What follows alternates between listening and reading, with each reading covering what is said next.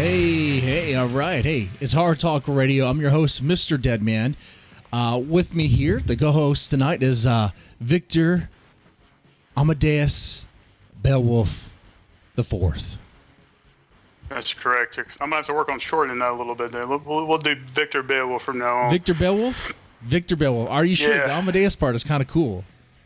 But I do forget. It is cool. I'm like, oh, wait. What's the next name? Oh, yeah, that's right. Amadeus. Okay. It shouldn't really be that hard, though. Think about it. Then we got our guest tonight, Ryan Harding. How's it going? It's going great. Thank you guys for having me on. That's no problem, man. It's good to have you on. It's good to have you. All right. Oh, by the way, Awesome. I am totally enjoying Beowulf's camera right here, but I'm concerned. I'm worried about him. Are you in a hostage situation? No, I am not. I am not in a hostage situation at all. Okay. Okay. Be very careful and just do whatever they say, because I'm not gonna. I can't afford any sort of ransom. I'm not gonna be able to get you out of that. Everything is okay. Well, I've seen Saw a couple times, so the key to whatever harness you're about to be in is inside you. So just remember that. Just dig right into the gut, and it's gonna be in there. That's right. I just thought I'd go for the Texas Chainsaw Massacre vibe tonight. We have Ryan Harding here, Splatterpunk genius, from what I hear. So. That's pretty good. That's pretty smart. Look at that. So, Ryan Harding, all right. I start off with one question with all my guests. That is, who are you and what do you do? Well, I'm best known as an extreme horror writer, starting kind of with the collection Genital Grinder, which came out from Deadeye Press, I believe, in 2013, and there's been a few books since then, collaborations. I collaborated with Edward Lee on Header 3. That's probably the most infamous work, I guess, the most widely read, even if I don't think people pay that much attention to my name on the cover, but That's an honor, man. Yeah, for sure. Writing with Edward Lee was great. But yes, I'm most known for the extreme horror, so I don't mind playing that up when the opportunity calls for it. All right, yeah. And extreme horror is a lot of fun too, which is a contrast. I think in the last episode we had some guy. I can't remember his name. Dang it! I said some guy, and he was the guest. Look how nice I am. Look how respectful I am. Donnelly, and he was not extreme. He was more like, I don't know how do you describe it. How would you describe it? Just your traditional horror writer. He's more about building up the scene and leaving more to the imagination. Right, like that. So I think this is a nice contrast. So anyway, how did you get started in splatter and extreme horror? Well, I guess in the late 90s, I started checking out some of the independent horror that started to come out at that time through Necro Publications, which Dave Barnett, R.I.P., started to put out at that time after the whole collapse of the horror publishing industry, with some of the giants falling by the wayside, and the imprints like Zebra and Pinnacle and all of those kind of closed down. And so Edward Lee had these stories that he never would have been able to publish through a mass market publisher like that, like Header, for instance, and The Big Head and The Pig. And so I started paying attention to those kinds of stories in particular, and his book with John Peel and Shifters especially, which I read right before the World Horror Convention in 1999, before I participated in the Gross Out for the first time, and that kind of opened my eyes to the sort of extremes I would have to go to stand out in some competition like that. Wow. And I'd always been into like extreme horror movies in general, things like Dead Alive and Euro horror and Italian cannibals, all that stuff. I loved all of it. Oh yeah. Yeah, that stuff was pretty fun. Okay. Now, like writing that sort of that extreme horror, does it does it have like a limited audience? Is it hard to find readers? I mean, I'm curious why the why the publications were closing shop. Well, the way the industry was just at that time, and there was a collapse from, I guess, there being so many books, everybody rushing out to put out all these books, and the industry just couldn't sustain like that factory impulse. They had to put out all those books, and not enough people were buying them. And yeah, extreme horror is more of a niche thing, I would say. You can get a decent readership with it, but I would never expect to make a living off of it or anything. Yeah, maybe not make a living, but you enjoy it. It's some. I mean, you don't have any limitations. It's like you could go as hard, balls to the wall as you want. I would find that enjoying. I would find that very liberating. Yes, it is. You get these opportunities to set up a really graphic scene, and there's can be a really good payoff to that. There were some really good ones in the last book I did with Christopher Triana called The Night Stalkers. There were some scenes in there where I thought, yeah, somebody's going to give up on this book right now, more than once. So it's fun though. Okay. And you have the reason I crossed paths with you because I saw the cover of the book Pandemonium, which that cover is great. I'm going to put that on the screen here. Beautiful thing right there. Yeah. Mm-hmm. So tell us a little bit about Pandemonium. Okay. Well, that was a collaboration between me and Lucas Mangum. We had gotten on the subject of zombie novels and how each of us kind of wished that we could have done one of those, but we felt like the market was so saturated with that nobody would really want it from us. And I had mentioned that I was a big fan of Lamberto Bava's Demons movie, which Lucas was a big fan of too. And I'd said I'd like to do a story set in that kind of world, and he said, well, maybe we should collaborate on something together, and that became Pandemonium, which is like an unofficial Demon sequel set in the world of underground wrestling. That's cool. Oh man, underground wrestling. So like, these demons, these zombies, they come and get you, and you have to wrestle them, or what? Well, it takes place at like a hardcore wrestling event. And it's like there's a cult summoning of demons, and so it's kind of zombie-like. The zombies attack people, and then it's like an infestation. The people they attack become demons too, and then the living start to become outnumbered, and gradually it spreads across the whole city and becomes kind of an apocalyptic story. Nice. Okay. So you haven't seen the Demons movie before? Demons. I've seen Night of the Demons. 1 and 2. Demons.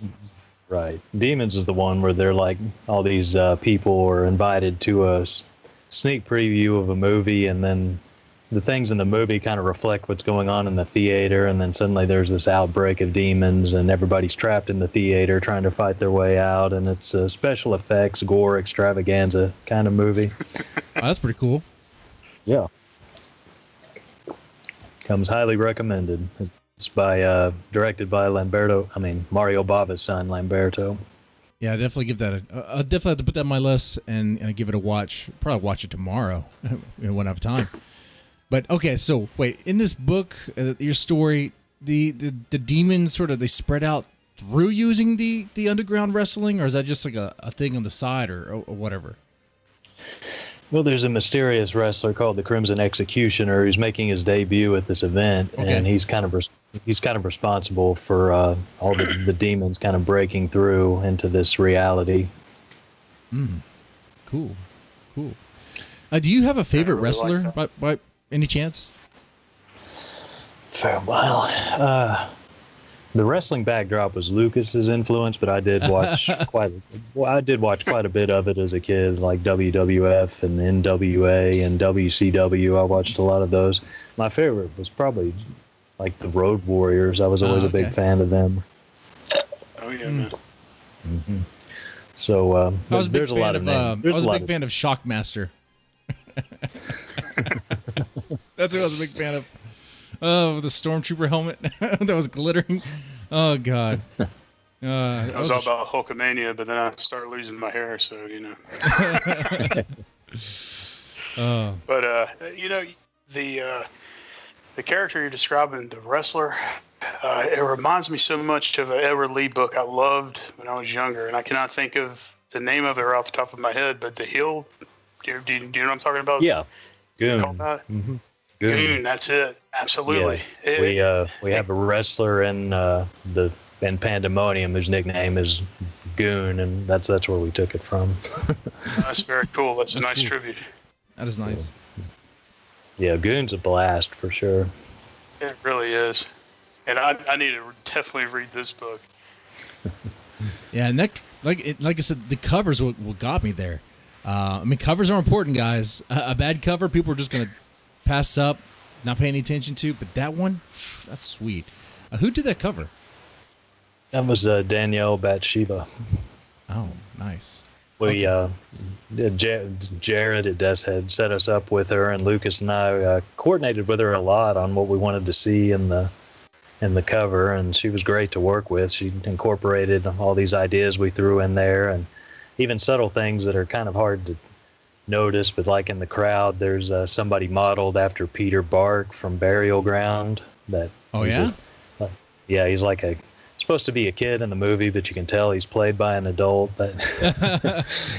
So he's in the audience, and we had her model somebody after one of the hoodlums from Demons, and so she, like I said, she was just a lot of fun to work with, and very open to putting in our ideas, and seemed to know quite a bit about the Italian horror genre too. So it's a perfect match for it. It's very colorful and cool cover. Okay. Now, what are some? I gotta agree. I saw that. Go ahead, Scott. I was going to say, what are some of the hurdles on the challenges that you had to overcome with this book, with Pandemonium? I'd have to say this book is one of the easier things I've ever written. We started it. I think in September, and then we were done with it by like January. It's the fastest collaboration I think I've done. It was just the right time for us, and every time I got it back from Lucas, I knew exactly what I wanted to do. There wasn't like a wall I was trying to get around, like there is sometimes with other things where I kind of have an idea, but I don't quite know for sure how things are going to go. And this stuff, I mean, it felt like it was writing itself a lot of times. Plus, I mean, there was an extremely high, ridiculous body count in it, so there was always something going on. We kept track of it, and there were like over 120 on-page victims in it. Wow. Okay. Yeah, I see that it's described as the bloodiest book ever written. Is that true? Well, I mean, who knows if it is, but we gave it a pretty good try, I think. Well, I was wondering about your process with Lucas. Did you each do chapter by chapter, kind of an outline, and you just go back and forth in that manner, or were there characters that you worked on in particular? We talked a little bit about how we wanted the story to be before we began the book, and like the Crimson Executioner was one thing we talked about early. I said, we needed to have somebody like that who was named after Mickey Hargity's character in the film Bloody Pit of Horror.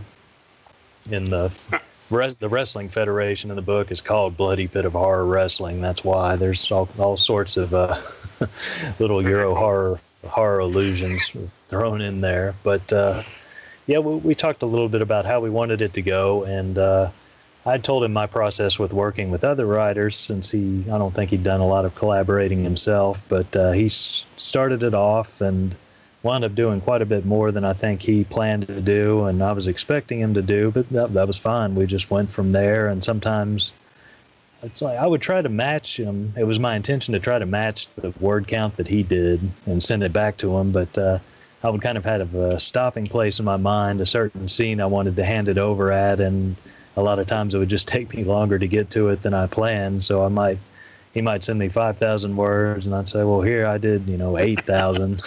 Okay. All right. Now I see that you wanted to outdo each other with the word count, at least kind of show, hey, I could do that too. I have that muscle. But what about when it comes to, the extreme horror part?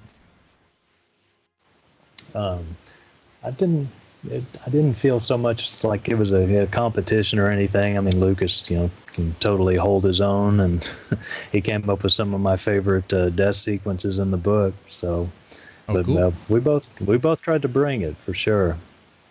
What is the favorite or your favorite death sequence? There's one he did where there's like the first manifestation of demons outside of the venue where the wrestling thing is taking place, because there's like something in the sequel to Demons 2, where like the demons come out of the TV because people are watching a documentary about what happened in part 1. Yeah, okay. And so demons are able to come out of the TV through this, so Lucas did something similar with that. I won't give too much away, but I really liked what he did with that, and I felt like it reflected the movies really well. That's pretty cool. Yeah. It's definitely awesome. It sounds cool. I read the sample chapter at the very beginning with the alcoholic on the bus. Was that you, or was that Lucas? That was Lucas. That was Lucas. I mean, Lucas was the alcoholic that you're writing about? Yeah. No. He was on the show before, and he was a sloppy drunk. Let me tell you, man. He just wouldn't. No, I'm just joking. I'm messing with him. Lucas was a great guy. He's a great guy. Yes. Yeah. I've known him for a couple of years. I met him at KillerCon back in, I think, 2018 for the first time. And so, yeah, a year later, we were writing to each other more, and it just turned out that we thought it'd be a good idea to collaborate, and we picked, a really good project for it. Yeah, he was on Hard Talk Radio to talk about Extinction Peak. The dinosaurs. Whoosh, I was like, people write about vampires and zombies all the time, but like, a zombie apocalypse, but it's a dinosaur apocalypse. So I was like, oh, okay, let's do this. Let's check this out. Yeah, I got to read that. Probably about a better part of a year before it was published, and I was excited for people to get to check it out. Now, let's see. We said your favorite death sequence. Okay, for those that are kind of curious about the book, but they're not really sure yet. I mean, the cover is awesome. I'd buy it just for that. But for some reason, they were like, I don't know. What would you tell them? Like, what would be your pitch for them? Well, it's a very chaotic book. High body count, but there's not a. I think we did a good job with actual characterization too. That Lucas set up a lot of the characters in the first part, and I threw in some more after that. But I like especially the characterization he did, and. Thinking reviews have reflected that they liked a lot of the characters that we had in the book, so that's important. Okay. Yeah. Well, okay.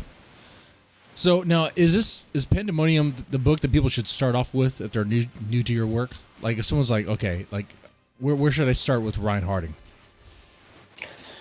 I think it's a pretty good starting point. It's a little more user friendly than like Genital Grinder, which was a lot more. That was a lot more mean-spirited, a lot harsher, I think. I could see that one being too much for people right out the gate, but Pandemonium's a little more inoffensive. Offensive?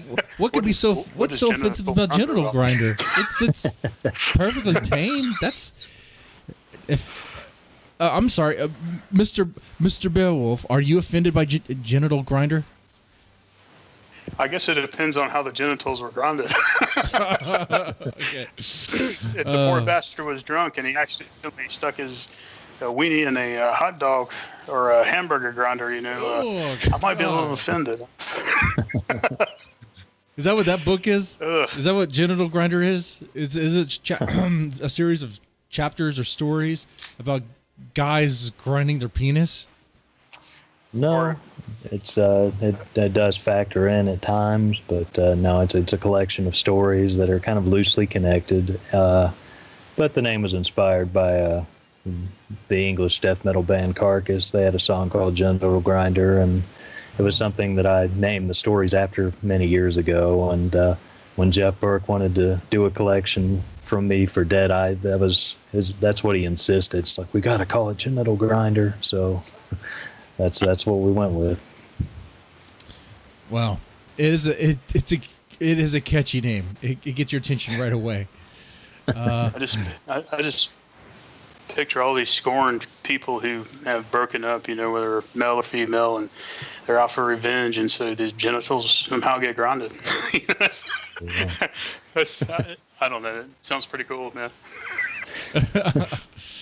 Okay. Genital grind. I don't know how to segue from that, but okay, yeah. Actually, I mean, genital grinder. It doesn't come from like a personal experience, right? I mean, does it? No. Those most of those stories, at least half those stories, I guess, were written for gross out competitions in particular. Oh. So yeah, so really went all out for those. I would imagine. It sounds like you went all out in a good way. You said you worked with Edward Lee. Man, you went toe to toe with him. Well, I never actually had to compete against him. He kind of retired by the time that I started doing them, but yeah, he was a big influence, obviously. Okay. And Mr. Beowulf, what were you going to say?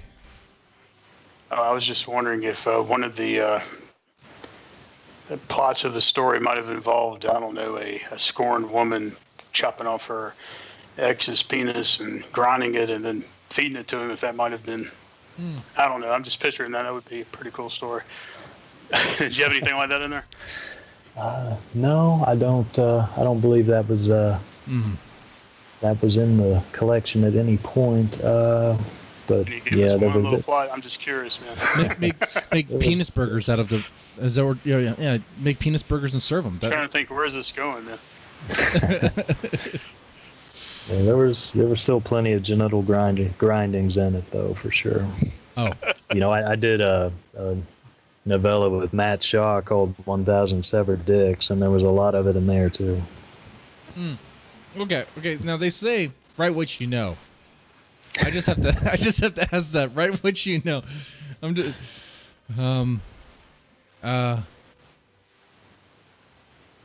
yeah. I mean, do you? I'm not messing with you. I like it. I like how extreme it is. But I am curious. Have you ever dabbled in like the BDSM scene? No. Okay. No, not me personally. No. Okay, that's okay. I might have. I have, and it's pretty crazy. So which one are you, man? Are you the? I'm the grinder. I'm not the one being. I'm not the one being grinded. I work the grinder. It's the grindy. I got you. The grindy. That's right. The grinder would be the machine. Yeah. So you like the pleasure and you like the pain. I got you. Yeah. I don't know how it works. All right. Now, Mr. Harding, what's like, what draws you to extreme horror? Well, it's be a good opportunity to just explore kind of the most extreme ideas, the most insane concepts, just things you would hopefully never experience in real life, but it's kind of like gives you a safe outlet to kind of vicariously indulge something like that. Okay. Yeah, I can see that kind of. That makes a lot of sense. So it's kind of cathartic in a way, sort of maybe therapeutic. Like you put the extreme as far as you can go. That's part of it. Yeah. Okay. How do you come up with some of these scenes? Do you have an anatomy book? Do you keep a crime scene investigation book with you? And just that's a good idea. How do you come up with this? Or is this completely out of your imagination? Or sometimes it's out of the imagination. Sometimes it's kind of inspired by movies I've seen. Might be inspired by death metal album covers. Oh yeah. Like the first two Carcass albums, they were collages of pictures from anatomical books. So, like you were talking about. So those sorts of things can get the imagination going. I just tried to come up with really outlandish things and just sometimes the cruelest tortures I can come up with and put them in there. Okay. Now, what are some things that really grind your gears about horror? Oh, well, like I was telling you, I'm not particularly fond of people who try to say that a certain horror movie isn't a horror movie just because they don't like it. Be that something like The Witch or Saw or Hostel or The Conjuring or just whatever movie that obviously is horror, but they're trying to say it's not horror just because they don't like it, which I think is just absurd. And you hear that all the time. I completely agree with you, especially with psychological horror. Right. Yeah, I completely agree with that. Mm-hmm. Well, I mean, obviously, my own work is the sort of thing that sometimes will get written off in that respect. It's like, well, that's not really horror because people think it's needs to be more about atmosphere or something more suggestive, and I think all of it should count. Right, or maybe a lack of the supernatural. Sometimes they feel if there's nothing supernatural in there, then it's automatically not horror. I've seen that argument before. Right, yeah, and if you just look up the definition of horror, it kind of encompasses more the kind of thing I'm doing than something a lot quieter. But I mean, again, I like the whole gamut of stuff. I'm not trying to say I only like what I do, because that's not true. I like things that are considered quiet horror, and just, like I said, the whole gamut of it. But I don't know. It bothers me when people tend to be kind of gatekeeping about it. Gatekeeping, or very rigorous about labels, very picky about labels. Like, I see horror as just an umbrella term, and you'd be like, okay, that's a category, and then there's subcategories. There's slashers. People think like, Friday the 13th or Black Christmas. Right. Okay. And then you have psychological horror, which, I mean, that can go in different places. I mean, you can do like Possession. That's a horror movie, but it's a really weird one. But is it hard? That could also be a drama. It could also be like a thriller, the thriller is another kind of weird subsection of horror that could be horror related, or it could just be like a crime thriller, which is like, totally different, like what comes to mind is, what's the name of the movie? Silence of the Lambs. That was marketed as a thriller because it wanted to separate itself from like the slasher horror films, or that stuff that was coming out at the time. So, but in a way, I mean, some could say it's kind of like there's horror elements in that movie. It's like you could be, because you're talking about serial killers and all that, but it's just a crime thriller. How do you feel about that? Well, I've seen it embraced as a horror movie. You'll hear people say it's the only horror film that ever won an Academy Award, and so I'd rather not take that away. I mean, it's a great film, obviously. That's the reason why it won, because it wasn't horror, because it was marked as a thriller. Yeah, probably so. This is an interesting one. I like to throw out there sometimes just to get reactions to see what they say. But what do you think about The Usual Suspects? Would that be horror? Would that be a crime thriller? Supernatural thriller? What would that be? The movie Usual Suspects? Yeah. I tend to think of it more as a crime thriller, but I suppose when you get down to it, it's kind of a lot of invention. Yeah. Like Kaiser Soze, is he really Satan, or it's just interesting, I don't know. True. Yeah, it has some room for interpretation. That was a good. What's the one of the? Go ahead. I apologize. Go ahead. Oh, I was saying that was a pretty good example, man. Because it's definitely a thriller, but it has some horror elements in it, which, I mean, I've had a guest before mention when I asked what her favorite horror movie is. She said, and you guys are probably not going to agree with this, Predator. I was like, Predator? Isn't Predator an action movie? Yeah. But yeah, Predator is an action movie up until when he has to face off the Predator. I mean, it's like, to her, she kind of described that there was like a horror element to that because like it was like, okay, you know, he has to face off against the Predator. It's relentless. It's a killing machine and all this stuff. It's like, okay. I mean, it's kind of a weird, it has horror elements in it. People probably won't agree with that one, but I could see kind of. But I'd probably say it's more of an action movie. I would, you know, if I was running a video store, if I was if Blockbuster was a thing still, I would put it in the action section. You know, I think most people would. I generally think of it as sci-fi, but it does have for sure it's a monster movie. I mean, it you know, you can look at it in that way, and there's kind of a stalk and slash element of the Predator hunting these people one at a time. When I first saw it when I was a kid in like 4th grade, it scared me back then. So me too. You know what? You're right. Like you, I see. Is it? Go ahead. I'm sorry. I'm sorry, Mr. Beowulf. I was interrupting you. I'm so sorry. I see it as action sci-fi as well.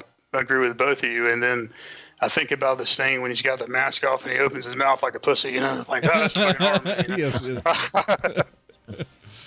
Gee, you've got a big pussy. Gee, you've got a big pussy. Right. Though it's no pussy I would ever touch. Well,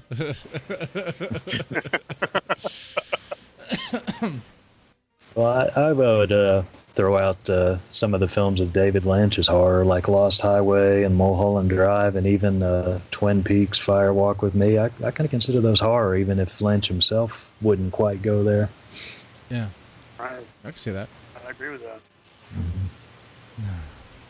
You know, and they'll say like you mentioned earlier, like The Witch. They'll say The Witch isn't horror, which I don't understand. I think The Witch is obviously horror. It's definitely. I mean, I don't see how they don't. I don't see how they come up with it's not horror. Like, what's the excuse? Talking, right? I didn't imagine that, did I? The goat talking, or was that? I think somebody. I think I saw somebody tried to say, "Oh, it's really just a period film." Oh, really? Historical. Yeah. It's a historical drama. Yeah. Like, yeah, a period. Yeah, I guess a historical film where a witch stole some kid and like butchered it and bathed in its fat in the first 5 minutes of the movie. Right. But no, that's not horror.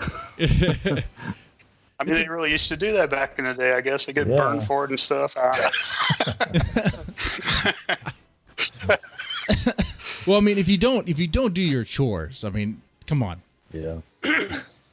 The dad can only tell you so many times. He can only hit you with the belt so many times. Eventually, you're just gonna get cooked. All right. Go on. Yeah, but a period piece. By that logic, Dracula would be a period piece. Oh, it's just a period piece. Yeah. It's a historical movie about a about a vampire. Okay. Yeah. You know, it's like I was gonna say Tombstone's a period piece, but it's a Western. I mean, you know, but I guess it's kind of right there. I don't know. It's an action movie. I don't, you know. Yeah. Well, I mean, I do it too, though. I guess It Comes at Night is one I would say. You could kind of write that off as not a horror movie. I think if you took the dream sequences out of it, it wouldn't seem like a horror movie at all. It Comes at Night? Yeah, It Comes at Night. I forget who the director was of that, but it's like a kind of a post-apocalyptic film with Joel Edgerton. I think I've seen that, man. It's been a while. What's it about again? It's the one where it's like they're holed up in a house and there's some kind of virus that's having sort of a zombie effect on people. They don't really get too much in the details of it. They never quite tell you what's going on for sure, but it's the kind of thing where the climax of the film ends up being something that happens in like every zombie movie ever, but it's only like something that happens in the second act. But in this movie, it's like the grand finale, and I remember being like, oh, I can't wait to see what happens next. And then the credits started rolling. It's like, oh.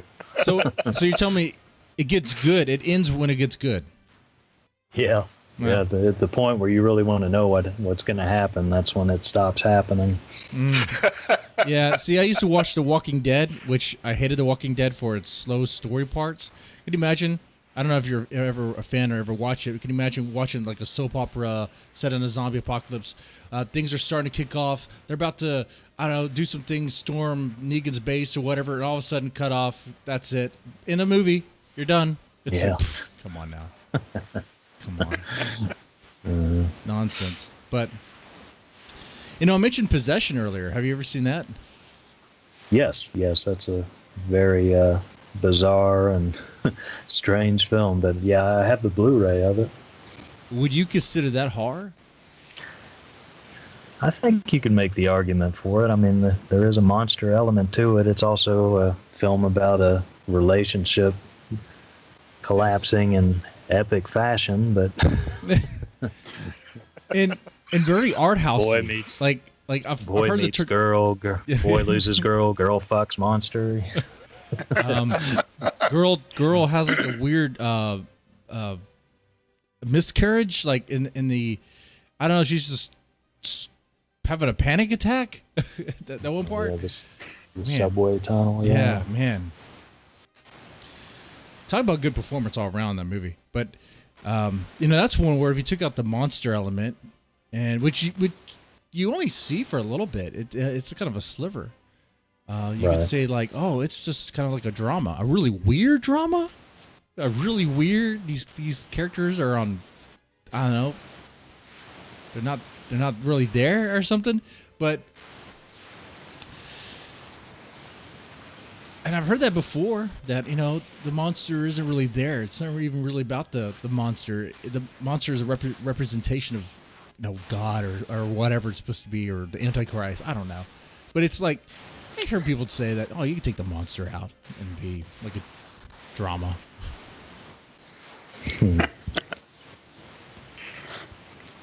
But yeah, but that's the thing with those gatekeepers, they're very, very, very protective of that label, horror. Like they want to make it pure or something. I don't understand. I think it's they seem to care too much about what other people think. It's like they're more worried. They're more worried, I guess, that they talk to some stranger and say, "Yeah, I love horror." That the stranger is going to think, "Oh, you must like, whatever movie they're trying to say isn't horror," and they're like trying to protect themselves or something. Mm. Makes a lot of sense to me. Mm-hmm. Yeah. Also, I think it comes from just not ever really thinking about it, too. Yeah, it's like, you probably didn't think about this movie as horror, but it is. Or you probably, I don't know, like, what's another good example? Alien. Alien. When that comes up, people are like, no, that's not horror. That's sci-fi. It's like, isn't it a creature film, a monster film? But then again, so is Godzilla. Is Godzilla a horror, or is it a creature feature? Right, creature feature is more of a horror thing anyway. I kind of answered my question there. It's a kaiju movie. It's totally different, guys. Oh yeah, or what about arachnophobia? Would that be a horror movie? Right? What is that? Yeah, and it's interesting questions. And just because the Japanese horror, or I guess not horror, Japanese monster movies are kaiju movies, maybe that's their horror. After all, Godzilla's destroying Tokyo or destroying Japan all the time. If I was Japanese, I would think that's a horror movie. I'd be terrified. I'd be terrified of some radioactive beast coming out from the ocean and just destroying and demolishing. No. Honestly, I'll treat the movie, if I was Japanese, I'll treat the movie like I treat Jaws. After watching Jaws, which some people say Jaws is not a horror movie, they say, actually, I've never heard anyone say Jaws is not a horror movie. That's a lie. It's more of a documentary, I think. A historical except for Mr. Beowulf there. Late 70s. It's a marine drama. It's a marine drama. Marine drama. That's right, it's marine drama.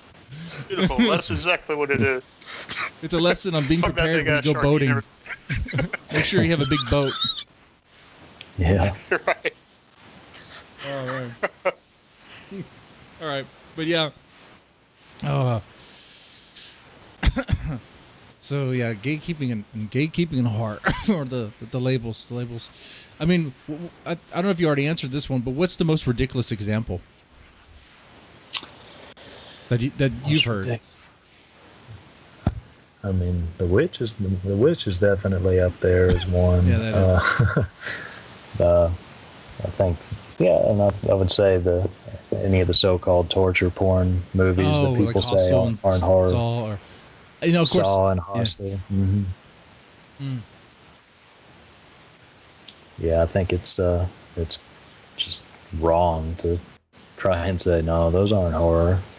And people try to say there's nothing scary about being tortured.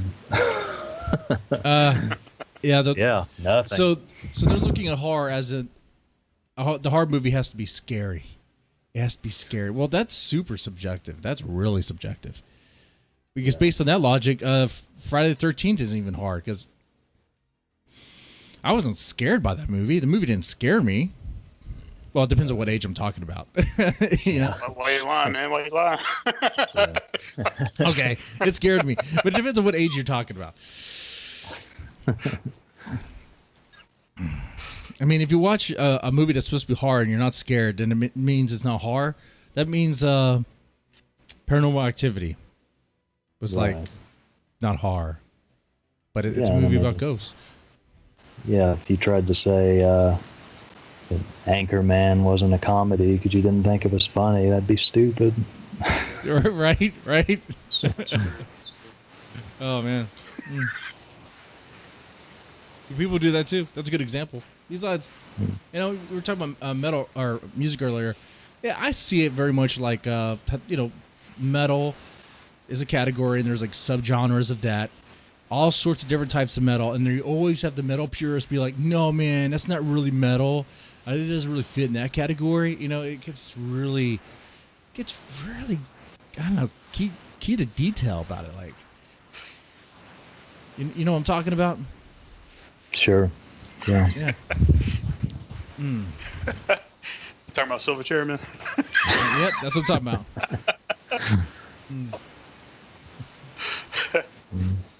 Oh man! All right. So, do you have a paranormal? Do you have a paranormal? I can't even speak right now. Jesus Christ! I'm not smoking weed. This is just tobacco. Do you have a paranormal experience? Have you ever had one? No, I don't believe I have. Okay, that's good. I sometimes have moments where I wake up and I see things that aren't there, but I just consider it remnants of a dream. I don't think there's actually a ghost in the room. I mean, it happened like 1 or 2 nights ago. Even where when you say see things there, I'm sorry. Go ahead, Ron. I apologize. Oh, it'll just be like I've seen, I don't know, like a woman standing at the foot of the bed or something like that. But I didn't think it was, a ghost or anything. Just an after image of a dream. Honestly, I wouldn't mind seeing a woman standing at the edge of the bed when I wake up before. Yeah. It doesn't sound like a horrible thing. Yeah. I mean, what kind of woman? I mean, what if she's like the girl from The Ring, when the girl that comes out of the TV? I'm not picky. Right. That's a lot of people would be like, oh man. They'd be like, oh shit, who's this chick? Hey. I mean, I wouldn't brag about it. They'd be like, hey. That's good. You'll come out of that well, you want to get dry? Come on, let's. It's like, yeah, you came out of the well and through the screen just to see me. It's like, yeah.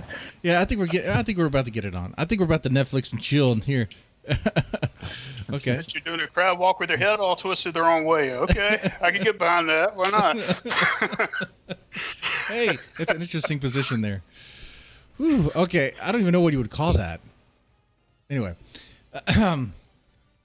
so yes, you seen a woman at the end of your bed. Now, you haven't seen a ghost or spirit, but you've seen images, left over from a dream. But have you tried like a Ouija board? Have you tried to contact these things? No, I've never been around a Ouija board before. They're fun games, especially when you play them at 3:00 in the morning by yourself. I take a bunch of shrooms. It really enhances it. I would imagine. Yeah, I could see that.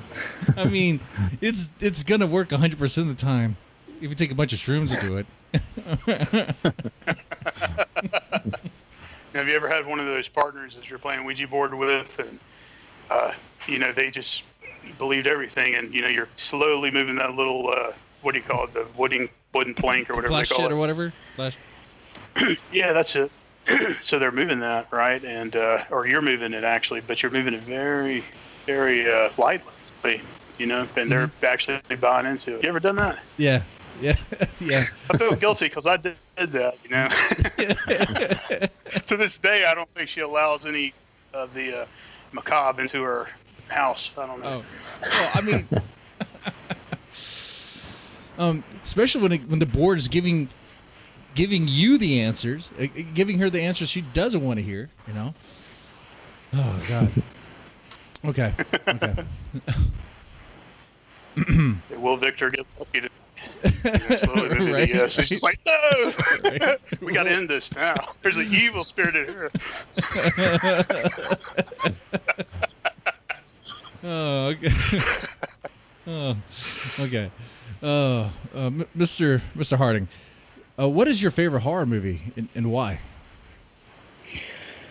Oh, well, like I was telling you, I like so many of them. I mean, it'd be damn near impossible for me to just pick a favorite, but some of the ones I like a lot, like most everybody, I love The Thing, the John Carpenter film. Yeah. I love Hellraiser, Videodrome, Dario Argento's Inferno, the Texas Chainsaw Massacre. I mean, there's just so many, movies I think of.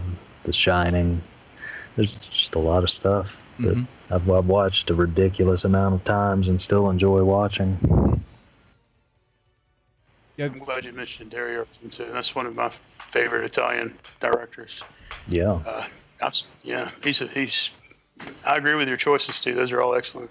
Yeah, great choices, great picks.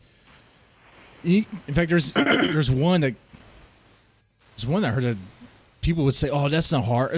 What I heard recently, which sounds crazy because when people think horror movies, they think this movie.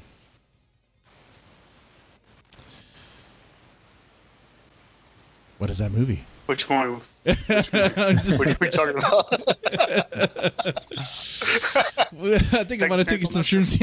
I don't know what's going on. No, I'm just joking. I'm joking. The Shining. That's actually a crime thriller. The Shining. Oddly enough, It's a crime thriller. That's not a horror movie. Texas Chainsaw Massacre. Texas Chainsaw Massacre. Yeah, that's a documentary, guys. It really happened. It says so. It says based on a true story in Texas. No. They gotta get that chili meat from somewhere, man. Right? Yeah. It's not gonna make itself.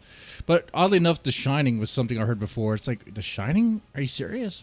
It's based off Stephen King's book, which is horror, but you don't think it's horror? Okay, that's weird. I don't know. I don't know about that. Okay, that's a new contender for Right. most absurd claim that it's not a horror movie. Now, at the same time, though, there's a new movie out. What was it called? Army of the Dead? Zack Snyder's movie. Horrible movie. Oh, yeah. Horrible movie. And people were trying to say that that's horror. It's like, what are you talking about? Just because it's a zombie movie, that's a good example of a zombie movie that's not a horror movie. Like that, right? Just awful. Yeah, I didn't really Have you think seen of it that even. movie yet, Ron? Yeah, I watched it last week. I didn't hate it like you guys apparently did, but Oh. I could have gone for a lot more of the Saw though. Yeah, I mean, Yeah. I thought it was very, it wasn't very even. It's like it was going for, I think, maybe two different audiences. that's And I'm more the gore, let the action happen, Yeah. let the saw happen, like you just said, Ron. Yeah. I feel like I wanted to be a montage movie. No, sorry, not montage. A heist movie. I said montage because think of Zack Snyder. Okay, so you have the heist part of it, then you have the zombie part of it, and it's like, and then you have that montage, which could have been its own movie. That looked cool. That that looked cool. But I was like, oh, Yeah. man. And what is it? Though, we're going to do a review on this movie later on, but it all started because some dude was getting roadhead. Are you... Las Vegas turns into a zombie hellhole because some dude was giving a blowjob while driving. Well, man, that's not helping us. That's not helping us. You know how hard it is to get a chick to do that? And I'm definitely not going to do it. Jesus. Yeah. Anyway. Oh, shit. But yeah, definitely great examples of horror movies. So, what do you have in the works right now? Well, I'm putting together my second collection, the stories I've been doing since Genital Grinder and various anthologies. Be compiling several of those. And let's see, I did a book with Jason Taverner a few years back called Reincarnage, which was a slasher homage. And that's about to get a reprint. And There's a... Wait, something's happening. What is that? I don't know. That's me. I apologize, gentlemen. That was rain. Oh, I I'm sorry. apologize. It sounded like static coming to the... Oh, okay. Sorry. Yeah. Reincarnage was a slasher throwback, and we have the follow-up to that coming out later this year called Reincursion. That'll be on Death's Head as well. They also put out Pandemonium, and they will also be doing the collection. And at some point, I need to start working on the splatter western for them.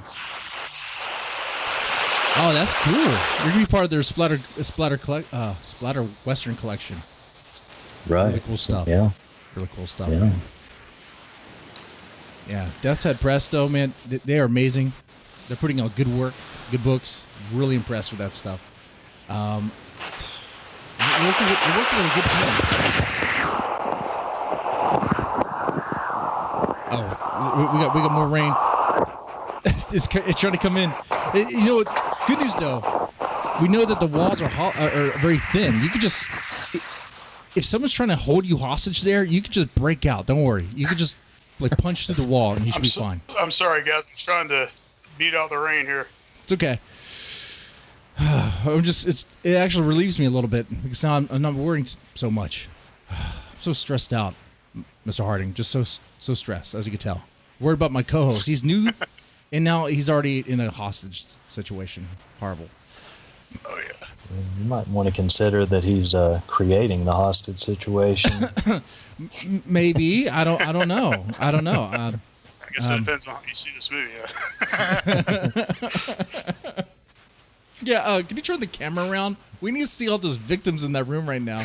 Are you taking a break? He's like, Texas Chainsaw Massacre is not a documentary, but this is going to be one. That's what's going on there. All right, so, all right, so you got some stuff coming out. That's cool. That's really good. Now I've been looking at Pandemonium here. It's pretty well reviewed. Like what, 18 reviews. It was like 4.5 stars. So you definitely have a following. Do you get any sort of like creative feedback from them? Yeah, I haven't looked at the reviews here recently, but I do try to check in on them from time to time and see what people have to say about it. Night Stalkers, with the collaboration I did with Christopher Triana, that's gotten a lot of reviews. It's like up to 50 reviews, and that's only been out a couple months. I mean, that's all Chris is doing, really. But it is nice to get some feedback from people and find out that they're enjoying the book, and people seem to have enjoyed Pandemonium as well. So that's rewarding when you go through the trouble to come up with a 60, 70,000 word book, and finally find out what people think after you've spent the time writing it and rewriting it and rewriting it some more. Oh yeah, it's a lot. It's a lot of work to put in, but it looks like it. I mean, the fans enjoy it. You have people that like to read your stuff, that really like to enjoy it, and that's good. I mean, you write it for that. You're not writing it for money, but you're writing it for that. I mean, I mean, you make some money here and there, but you're writing it for that. Yeah, it's not exactly about to put a down payment on a yacht or anything. So no, you got to get that. You got to get that crypto. You got to get Doge and Shiba. Yeah. I know I definitely want to check it out now. It sounds like an awesome book. One question I had, Ron, was why do you collaborate so much? Do you have more collaborations than you do individual standalone titles, or? Yes, I do. Genital Grinder at this point is like the only book that's come out under my own name, actually. That wasn't really the plan. It's just kind of worked out that way with having friends and just the subject come up about, well, maybe we should write something together sometime, and then it would end up happening. Like I said, Pandemonium just kind of came out of nowhere, and within 4 months we had it written, and then after that, Christopher Triana came to me with the idea for the Night Stalkers and suggested we write that together, and I said, yeah, for sure. So that was something else that happened really fast. At this point, I'm kind of stepping back from collaborations. The only one I still have going is one with Brian Smith, and I'm hoping I'm hoping we'll get to finish that one this year, and then at that point I'll have kind of cleared out all of my lingering collaborations. I'm sure we'll be doing another book about Agent Orange from the Reincarnage line of books, Jason Taverner and myself, but I don't think that'll happen for a little while longer. So I'm going to try and get more things just out under my own name for the next little bit. That's cool. That's awesome, man. So Night Stalkers, is that a play? This is probably a dumb question. Is this a play off of the Night Stalker, Richard Ramirez? Or? Yeah, it's about rival grocery stores, one of which is full of people who are devil worshippers. Oh, okay. All right, that's very cool. And they lay siege to their rivals across the street to essentially literally kill the competition and sacrifice these people to the Dark Lord. It's an extreme horror comedy. So the Night Stalkers is kind of a hint of the sort of world that's in there. I wonder what kind of music is. I wonder what kind of music is played on the speakers of the Satanist grocery store. I'm just curious. Inya. What could it be? Literally, there is a point where they're playing Deicide's Blaspherium. Oh. Cool. And what's the other side? Is it like a Catholic school? No, they're just regular people. People. Okay. All right. Cool. I mean, do they recruit the goths from that school, or do they kill them too because they're posers? There are people who are targeted specifically because they're deemed as posers by there you go. See, I definitely want to get that book now. Yeah, that's cool. So, the collaboration thing. That's a good question, Mr. Beowulf, because I gotta say, it seems like it'd be pretty tough. I don't know. It's like you'd be kind of competing, or especially if the other guy is like lazy or I don't know, doesn't write as well. But I haven't. It's a good motivating force though, because sometimes if I'm writing something on my own, it's easy to kind of let it drift by the wayside. Whereas if I know somebody's waiting on it, then I'm a little more compelled to finish it up and send it. So it kind of keeps me going, but it is important to have more out just by myself. And for the most part, I've enjoyed doing the collaborations. There's not like a lot of ego involved or anything. It's just people who are having a good time, and they're trying to do the best with the ideas that they've come up with. Right. Okay. All right. Now, in these collaborations, have you ever had it where the person you're collabing with just wrote something really dumb, and you were like, okay, I can't do that. Like you're going to change this. Yeah, there are times where there's scenes that don't land that well, and you kind of have to say, well, maybe we should rethink this because of this. You try to diplomatically point out why maybe this isn't the best route for the story to go or whatever. And I mean, there's been times I'm sure I've had to be saved from myself too. So it's good to have the extra eyes on there, looking and seeing the things you might not be seeing yourself. Now, obviously, the styles of the authors are going to be different. So, how do you get it to smooth over to the final product? Do you focus on different characters, or do you each reread your stories and layer over it, or how do you make it so smooth, the transitions? Well, with the Matt Shaw collaboration, we wrote different point of views on that, so that was a little easier to mesh. With the Night Stalkers, Chris and I, we kind of went through and edited each other's work rather intensely and tried to make it more like a collective voice to it. And when I wrote part of Header 3, I tried to pull back a little bit on my usual style and make it fit in with Lee's more.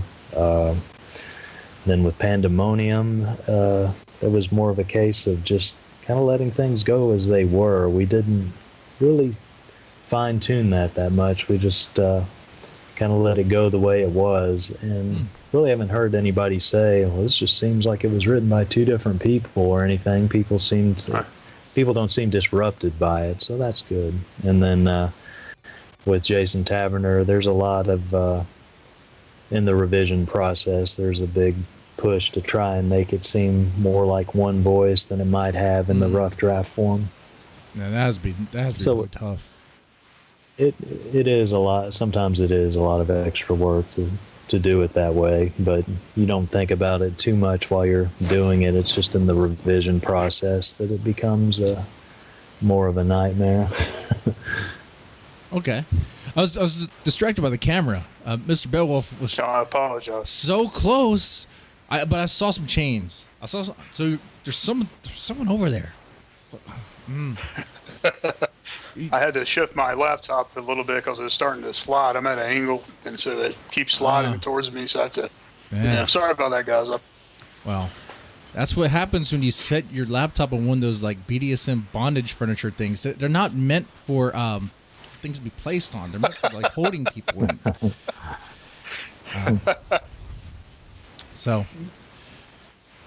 But yeah, Pandemonium. The process of writing that sounded like it's Pandemonium. That's very fitting. I mean, to me, it seems like it'd be hard, but like for you, it's smooth operator. Like you are like, man, we're just gonna let things go. We're just gonna have fun. Cool. Yeah, it seemed to work out pretty well for that book, and like I said, within 3 or 4 months, we had the rough draft done. Yeah. Well, it's pretty cool. And so Pandemonium said it was self-published, or?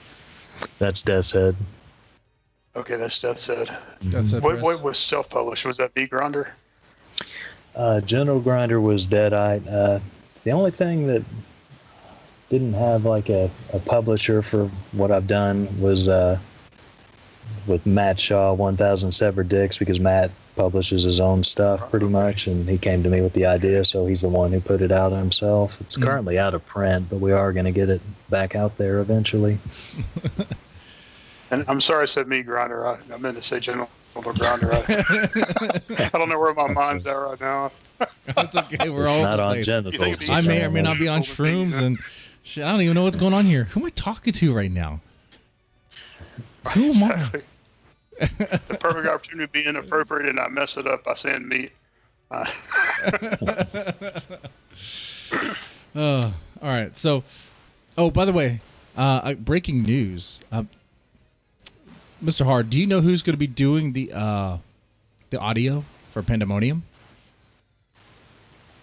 I've not had it confirmed. Well, someone in the chat, PC3, I think he would know. Mm-hmm. John Wayne Communal? I mispronounced his John last Wayne name. Communale. Communale. Okay, Communale. All right. Yeah, he's going to be doing the audio, so that's pretty cool. That is great. John Wayne's a cool guy, and yeah, I'm sure he'll do a great job with it. Yeah. I think he would too. I think he will. I haven't gotten to hear anything I've done before as an audiobook, so that'll be really cool. It's pretty neat. It's pretty neat. But all right. So, Mr. Beowulf, do you have any other questions for Mr. Harding? Just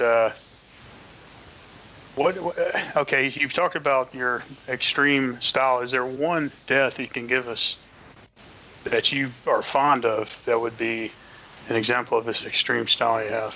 Ooh, that's good. Oh man, let's see. It doesn't have to involve dicks going to a meat grinder either. It could be, whatever you feel is. Might be clitoris is going to a meat grinder. That's pretty nasty. I mean, that's cruel.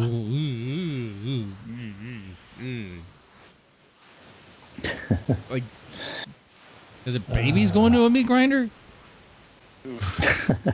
What is No, it? What? It's like one of my favorite examples. It's just it's like something that's so new that I don't want to end up spoiling something that's in. But it was in the Night Stalkers. Trying to think of one that's there's been a bit more passage of time with it. So it's there was one where somebody got hit in the face with a morning star. And just completely obliterated their skull. That was one I really liked. That kind of made me laugh while I was writing it. But I mean, that's an uncut slasher movie kind of death. That's not necessarily a totally extreme one. So let me think. There was a guy in one of the stories in General Grinder who, it's like as the night progressed, just more and more bad things happened to him. It started off with his dick getting cut off, and he cauterized the wound. I'm worried about your dick right now, Mr. Harding. Is your last name a pun or something? I'm sorry. He cauterized his own wound. That's he cauterized the wound, and then he's trying to go and get revenge. And he gets hit in the head with a hammer. His eyeball pops out. He gets partially. Immediately after he cauterizes his wound, he goes after revenge, or is this after a period of time? It's the same night. It's the same night. This is all the same night. This is all the same night. Sir. I'm sorry, just interrupted the eyeball getting popped out. Go. Yeah.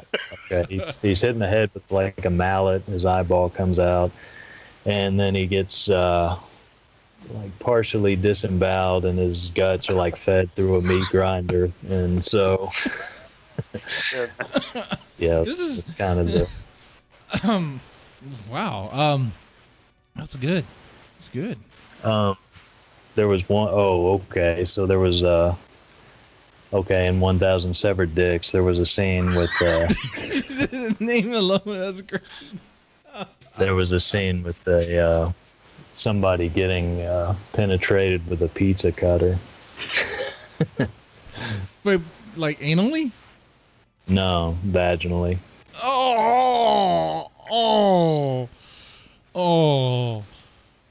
That's... Yeah, I read that. I guess that was KillerCon 2018 or 20. I think it was 2018. And somebody got up and started walking to the door, and I was like, "Oh my God, somebody's actually walking out on my reading!" And so it turned out she was just closing the door to cut off the noise outside. I was so relieved that. You said it was a she that was just closing the door outside. Yeah. Oh, she must like that sort of. Maybe it turned her on. Ooh, that's okay. I doubt that. I don't think so. I hope not. No, I don't know. Yeah, but that was one of the more, I guess, decorative deaths in that, and there were quite a few in that book that I got to do, but those are a couple of examples that come to mind. But like I said, one of my favorites that was in the Night Stalkers, and I don't want to disclose that one just because the book is so new. Oh, yeah. Okay. I think the example you gave is a pretty good one. Yeah, these examples are great. So after he cauterizes the same night after he cauterizes his own dick wound, he's going after revenge and using the hammer to pop a dude's eye out. And yeah, man, that's extreme. That's cool. I dig it, man. Oh, thank you. That's good. I guess, did he have any painkillers, or was he on heroin or something? Like, how did he not Didn't care about the pain? No, the pain was still a big part of it, but the show had to go on. The show Pain had and anger of the pleasure of the revenge. I'm gonna kill you, motherfucker, as I burn my dick to cauterize it. Oh, I'd be dead. I'd be like, oh, I'd be bleeding out. I would not even try to fight. There would be no fight. Oh, Yeah, that's why it's called I gotta fiction. say, man, but- too, that scene, that does make my dick hurt. Hearing that, I'm just, oh. Yeah. That's some good stuff, man. Do you like making people squirm? I think you do. I think you like making people squirm. It's, I'm writing it with the audience in mind that it's going to be people who read that kind of stuff all the time. So I'm just trying to make it just as vile and painful as it can possibly sound. I don't really look at it as just trying to shock people. I know that sounds absurd given what I write, but it's for that select audience who likes that kind of thing, and I'm trying to give them something that, they feel like they haven't seen before, even if they have, 100 times. I'm your audience, man. I'm curious. I'll definitely read it. I'll definitely read it. Oh man, that's good stuff. Good stuff. Oh. Okay. I'm still thinking about the pizza cutter. I'm still God. It was right side up, right? It wasn't like sideways, right? Or was it multiple angles? Either way, she may have been sideways too. So you gotta. Well, the kind I'm talking about, it's like the spur looking kind, Oh, yeah. Wait. Yeah, just the circle, the pizza cutter. Right. Yeah. Yeah. Yeah. Not like the sort of blade that looks like you'd cut paper with, just the smaller one. Okay. Okay. It's a rated type of pizza cutter, not just a, Yeah. straight edge, right? Ooh. Right. Ooh. Yeah. Ooh. Ooh. That is. Ooh. That's painful. That's good stuff. That's good. Man. I wanted to get that book. What was the name of that book? Genital Grinder. Yeah, Genital Grinder was the cauterization thing. Yeah, and then the pizza cutter was in 1,000 Severed Dicks, which we will get back in print one of these days. Oh, okay, that's the one I want. 1,000 Severed Dicks. Yeah, I it's never currently. thought I was going to say that ever in my life. Oh yeah, I want 1,000 Severed Dicks. Delivered to me now. Now. Might just have to settle for little smokies for now and then. No, goddamn it! I want the big dicks. 1,000 big dicks. Oh. Okay, this is good. Oh wait, I thought of something else. Oh, Go ahead. hey, Please. go right ahead. Okay, there's. This is one of the more outlandish things because this could That's never hard to happen. Yeah. Okay. All right. This involves like a circle of amputees. Okay, and like they're all like upside down in this circle, and then there's somebody who's also an amputee, and it's like the circle is all women. So this amputee, who's like a little person, is like stepping from one hole to the next all around the circle with like their amputated stump. So anyway, that was from my story that was in the anthology Into Pain Freak, and that's one that'll be in the second collection. That's it's pretty gruesome. But I don't know. I bet you tonight, man. I was looking for some stuff to read. I'm definitely found it. We should have asked this question in the beginning. I know. Yeah, it was. As soon as I came up with that image, I was like, okay, I can finish the story, because that was like one of the harder ones that I wrote. I started it like 4 or 5 different times. It wasn't quite getting to where I wanted it to be, and then once I came up with that image in my mind, it's like, okay, I have to finish the story to get to that, because that's just, you know, absurd, ridiculous, and disgusting all at once. Oh, yeah.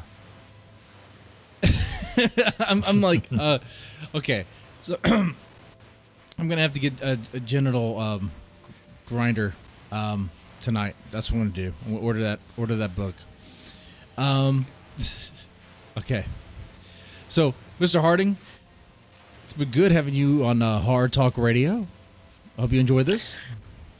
I did. I thank you guys for having me on. I enjoyed it. No problem. It's been a pleasure, and I wish you the best with those solar projects you got coming up. So thank you very much. All right.